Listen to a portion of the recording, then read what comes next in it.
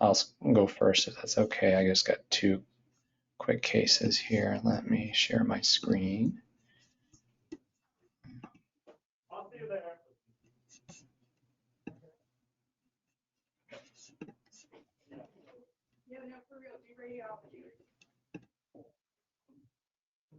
All right,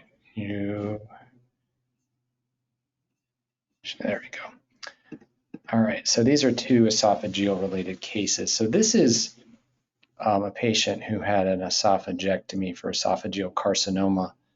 And this is a delayed complication and kind of an interesting one. So you can see that at the upper anastomosis, it's very odd looking here. And so you can see we have this funny tract, and there's oral contrast material spilling actually into the left pleural cavity right in here. So sort of right at the end, they do these as an end-to-side anastomosis right in this region here when they do these most of the time rather than end-to-end. And so this developed, I'm trying to remember how many months afterwards, but it was fairly far out. So, you'd be worried about tumor recurrence, but this is just due to just poor tissue healing of something, and developed a neoesophageal pleural fistula. The rest of the conduit you can see looks just fine down here. There was no recurrent tumor.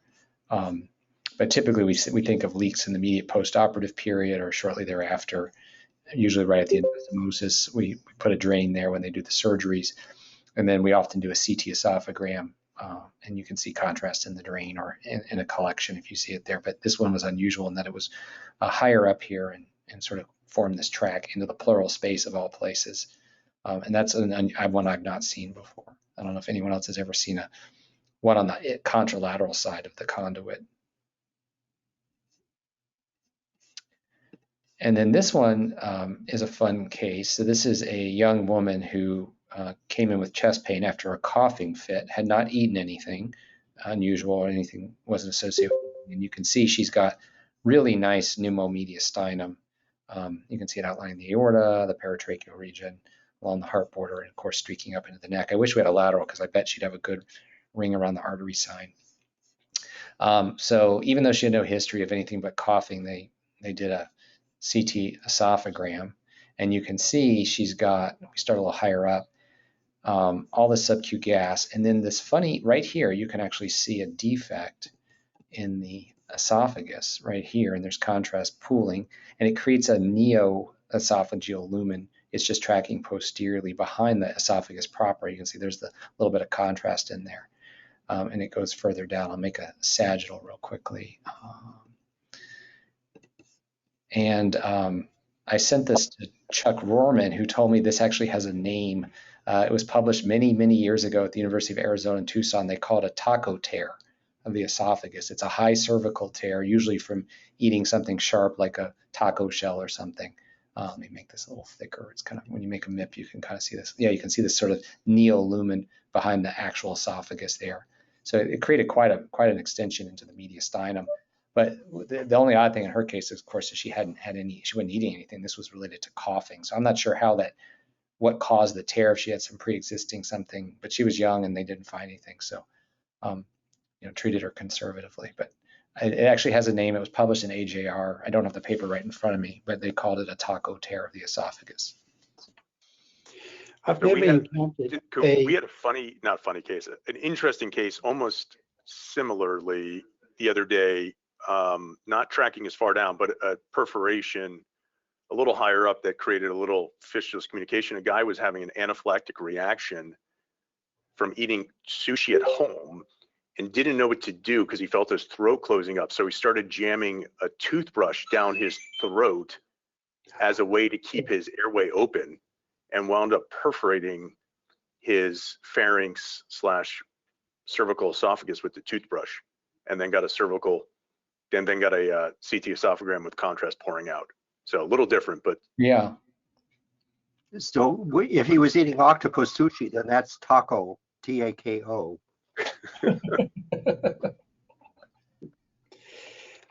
It's hard to imagine a spontaneous rupture from just a coughing spell. I've not encountered that before. Nor have I. I wonder about that story. This woman had like some URI or something. Like maybe she had eaten and didn't recognize it and the coughing exacerbated it. I don't know. Yeah.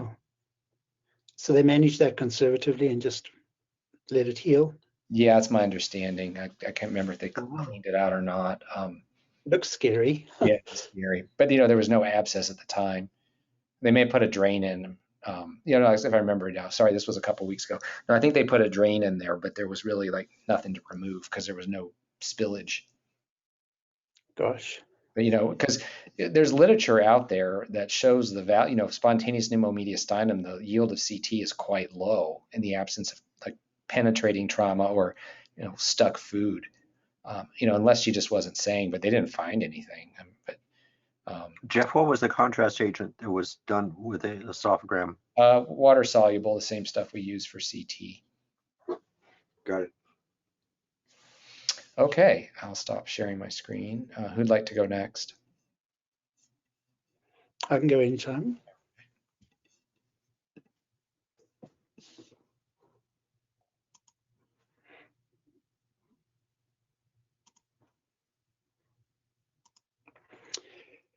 So here is a very nice example of the pulmonary findings and vascular findings one may see in patient with long-standing and severe pulmonary arterial hypertension.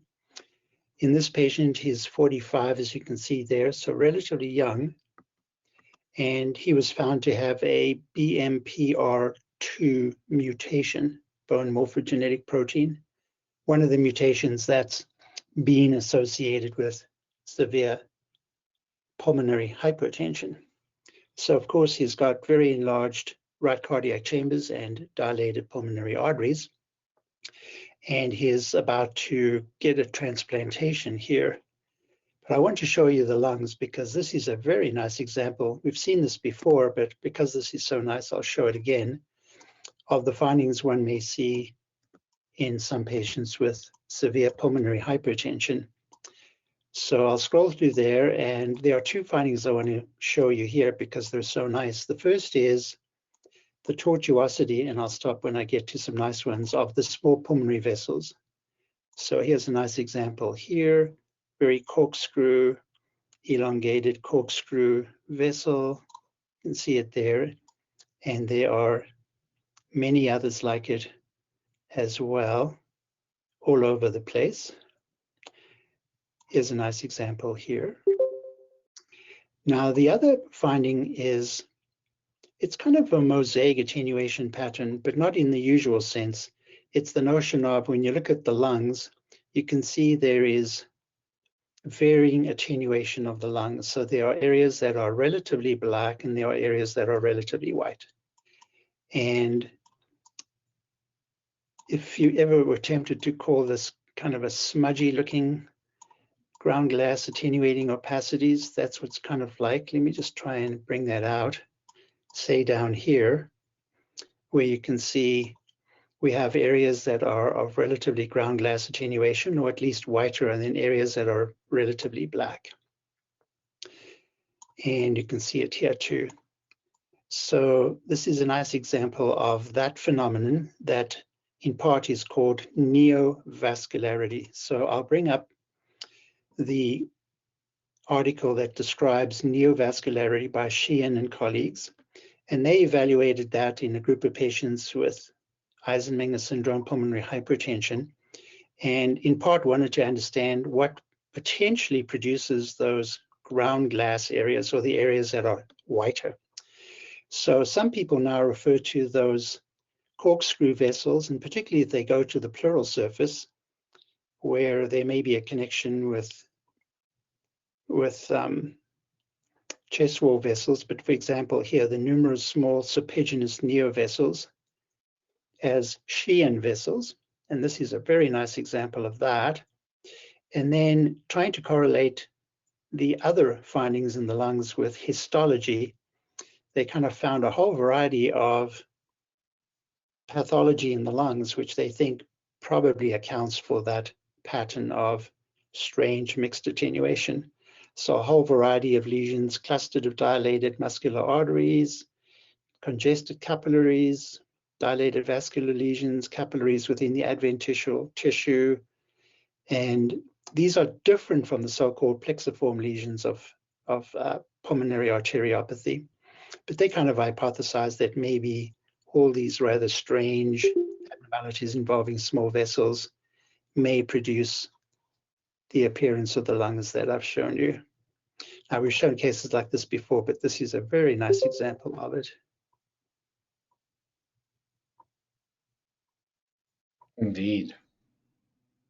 Yeah. I like It's that very you showed too. That's a good descriptor of it. Oh yeah, look at some of those right there. It's like yeah. corkscrew. Oh, let me bring up the MIPS.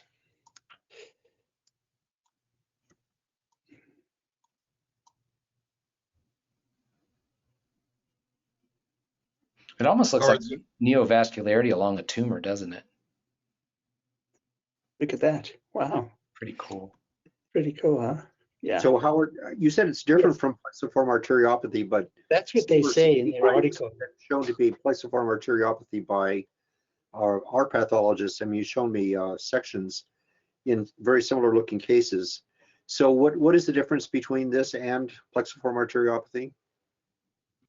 Well, the plexiform lesions or dilated lesions under the microscope look different from these neovessels they're describing, and particularly the capillary, dilated capillaries and proliferation of capillaries that they're showing in these slides. The plexiform lesion is quite distinctive. I don't have one to compare with, but those are fairly easy to recognize by a pulmonary pathologist. But as they say here, these lesions differ distinctly from the plexiform lesions that we're used to hearing about, at least. That's their sort of analysis and hypothesis based on this sort of limited sampling of lung tissue that they had.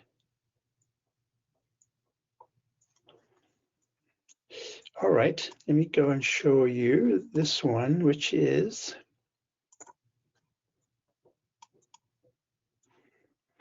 a trauma patient. Here we can see substantial trauma to the right hemithorax, fractured ribs, pneumothorax, and opacities in the right lung. Chest tube was subsequently placed a bit later for that right pneumo after this. So these are all just time X. But I want to show you that this is a patient that has, in the context of blunt chest trauma, a nice example of pneumopericardium. So starting up here, in all the recesses we're used to seeing fluid in, para-aortic and so on, the different recesses of the transverse sinus of pericardium, and also the oblique sinus of pericardium. And then a little bit lower down here, anteriorly, there's pneumopericardium. Not a lot. And I usually see this in the context of pneumomediastinum and pneumopericardium, but here, except for maybe a small dot right there, and maybe not even that, this is pneumopericardium. So it's kind of interesting in that sense. There's the big pneumo, traumatic lung cysts and contusions and so on.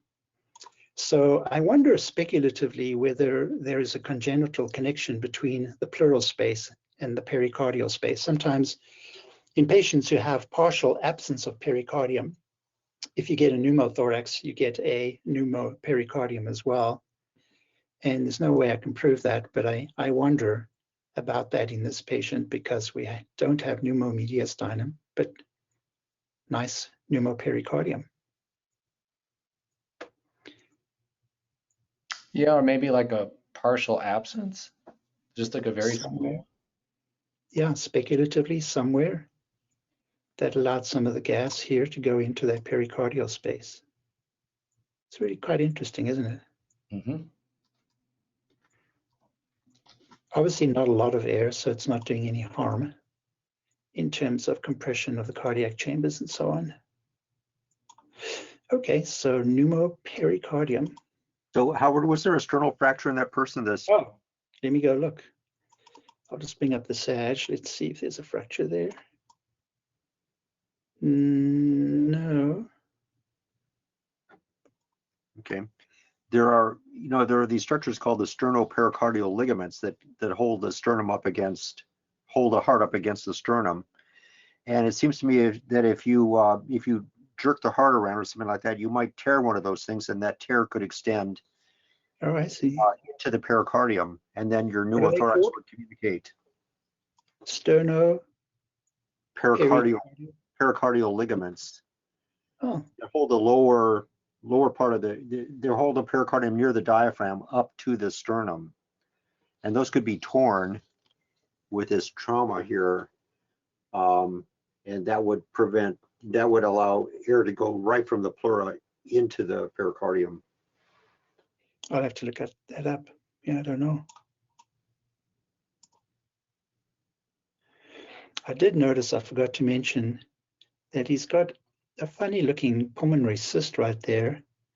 I don't know what to make of it. I think that's just an incidental, unrelated finding. It doesn't look like a laceration to me in that location, and I don't know what it is or whether it can remotely have any connection with the rest of what we see, but I don't think so. Yeah, it's funny. Is there a little go down a little bit? Was there a little defect with that? Maybe it's just the pericardium's moving. No, it looks just maybe like a little air cyst.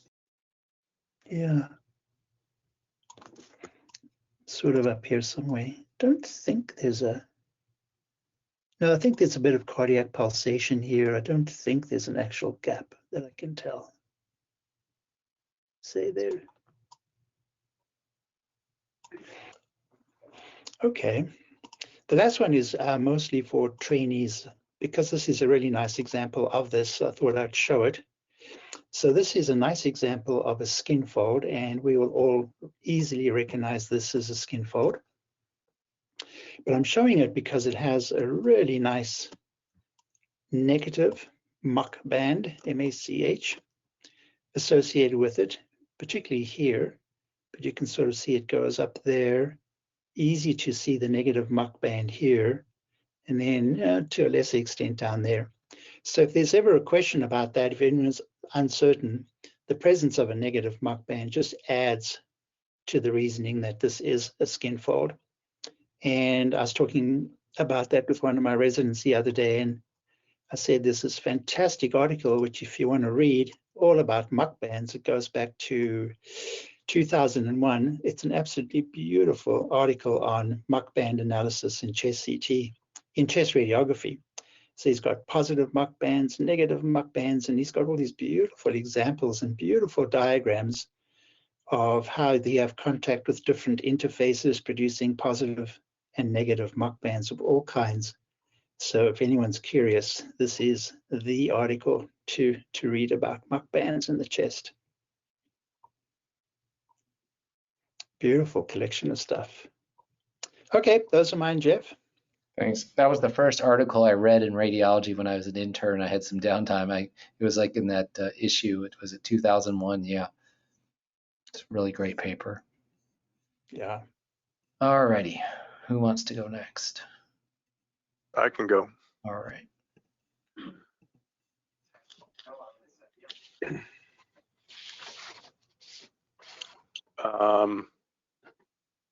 Oh, I'm going to re-show this case, Jeff, because you weren't here last week, and it's the only time I've ever seen this. So, just got this is a malignancy workup. You see this jacked aorta, very irregular aneurysmal dilation, circumferential wall thickening, involvement of some of the proximal arch vessels. You can see the carotid here is narrowed here. Anyways, brachus phalanx a little generous, belly is also kind of trashed. And I don't know what but was interesting was the, I know it's not a great CT angio, the belly, because it's not a CT angio, it's actually just a cancer workup. You see this clotted off or partially clotted, but also a lot of all the other vessels are completely normal. His coronaries were completely normal. His SMA, IMA, celiac axis are just completely normal, and I don't know what it is. What? Is it just an aortitis of some sort? Well, I was like looking, and the epic had popped up, and it said, encephalopathy or something. So I'm like, I wonder if this could, I don't know what it was. I just said, I wonder if this could be syphilis. So I typed in syphilis into the epic. Of course, we don't get the history, and this is what they had. So he presented with altered mental status, was actually in a psych unit. They did a CSF tap, and he had positive 1 to 124 for whatever, syphilis or something. VDRL or something, yeah. VDRL, he's got positive syphilis everywhere. He's got neurosyphilis. Jeez. And then interestingly, this is before they got the CT, the intern noticed a widened pulse pressure, but he had an echo, and the echo said there was just mild dilation of the ascending aorta with some, anyways. So this was it's a syphilitic aortitis that I've never seen a case. So how old a guy was he, Seth? Or 58. 58. Wow. I've seen one case here that one of the medicine residents noticed the rash on the hand, and because we saw aortitis, and I remember David taught me ascending aorta, especially bark-like calcium. You always think of syphilis. It's funny. That's exactly what I thought. Like somehow David's voice popped in my head, and literally, I swear, and I literally said, "Whoops! Oh, get rid of this. No, stop. Get rid of that. Sorry, that's not what I wanted." Yeah, here's his blood test showing still positive back then, 1 to 50, whatever. So yeah, but it was the same thing. David's voice just popped in my head. The ghost of Godwin. Yeah. This is, let me see which case this is. This is interesting. I've not seen this before. So this is a patient who, it's not gonna let me do it. So let's just do this, because it's really not so the guy has, I always teach anybody, if you see coronary arteries this big, find the fistula. This one's pretty easy to find because it's an ALCAPA. So it's an adult, it's a patient with ALCAPA who clearly developed big collaterals, and you can see this monstrous RCA.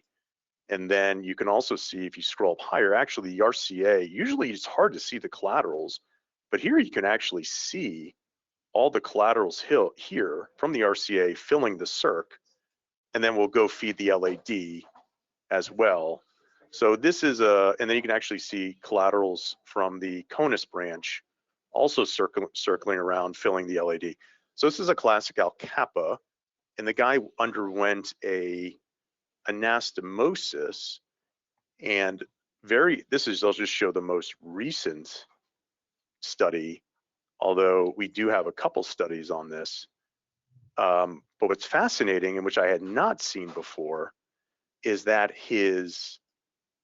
so you can see he still has that big fistula, or the big coronary artery. You can still see these little fistulous communications, but his reanastomosis has thrombosed off. So there should be an anastomotic vessel here. You can see a hint of it here, but he's still filling the distal LAD. He actually has a septal branch. If you notice, there's a septal branch here. So he's still filling the mid and distal LAD, and he's still filling the circumflex via the collaterals.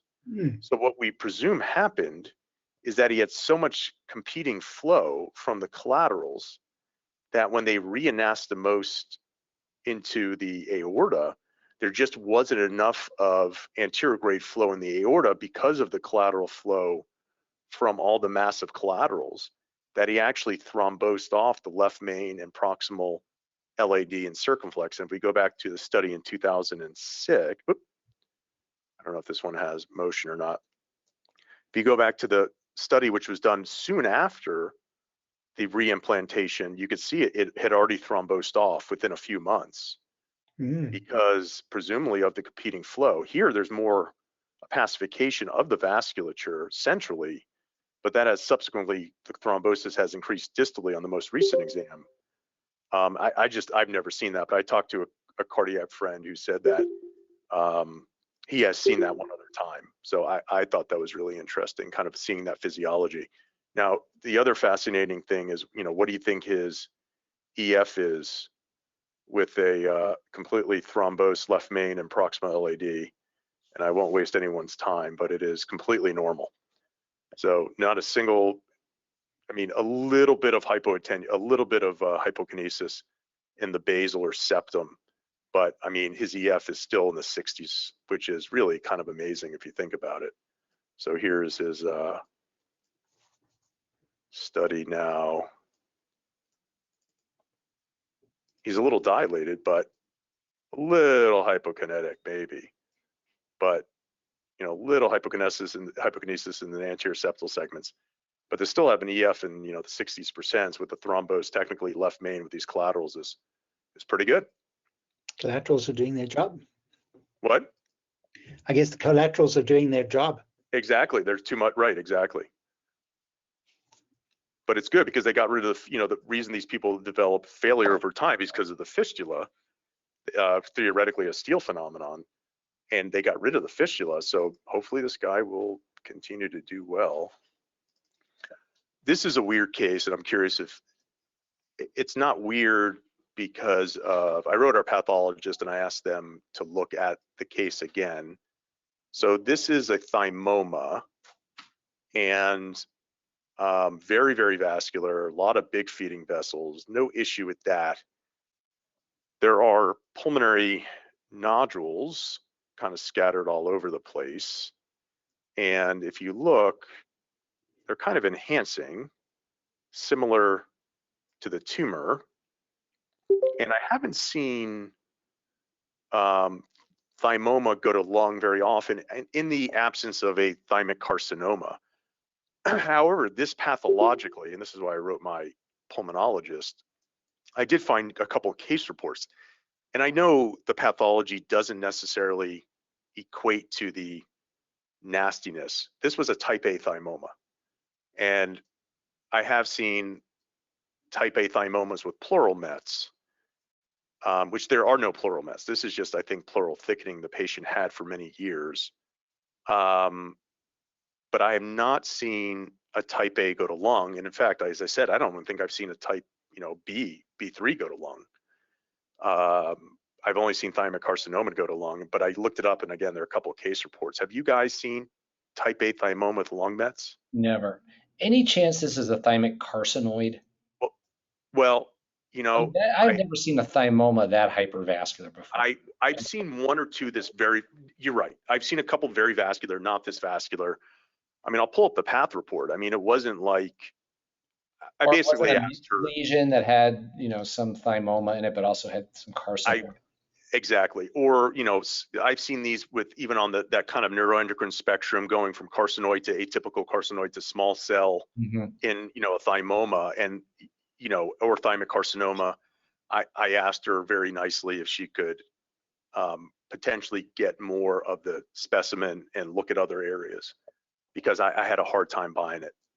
But she hasn't responded back, which is pretty typical. So we'll see. But I agree. That was a couple things. I mean, very vascular.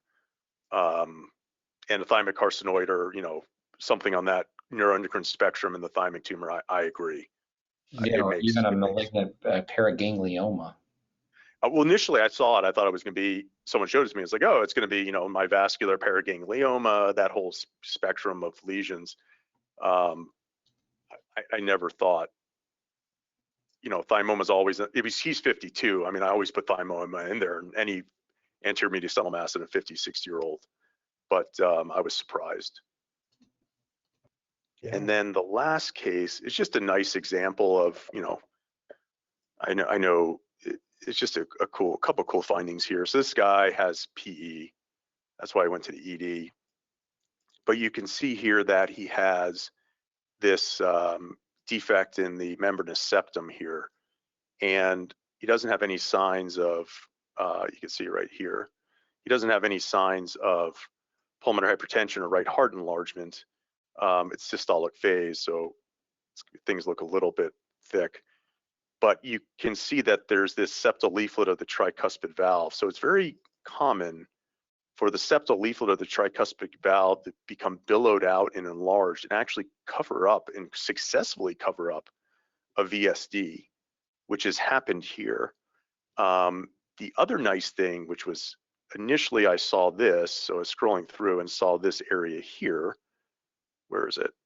And I said, oh, that must be a clot on the pulmonary valve. The guy's got PE. but then I went back so you can see it sitting right here. It's not really on the pulmonary valve. It's actually along the anterior wall of the pulmonary artery near the sinotubular junction. And I went back to an older study. Again, none of these are gated. And what you can see here, which you can't see on our study because we time ours for, you know, pulmonary arterial phase, not as we don't time off the left atrium, we do a test bolus and really time for max PA arterial enhancement, and sometimes we don't get a lot of systemic arterial enhancement. What you can see here is a dilated coronary artery, and it's feeding into the pulmonary artery right here, right at that level of along the anterior wall, near that area of hypodensity, same exact spot right here. So what it is, and I'm 99% sure, is that this is a so you can see there's really not a lot of blood in the systemic side. There is some, but I think this is inflow from that fistula, non-opacified venous or blood inflow from that pulmonary LAD to PA fistula, which are actually quite common. Mm-hmm. I mean, it could be a thrombus. I said, you know, they could get a gated CT to further evaluate, but the ER doc only cared about the PE, stopped paying attention after I told her there was a PE.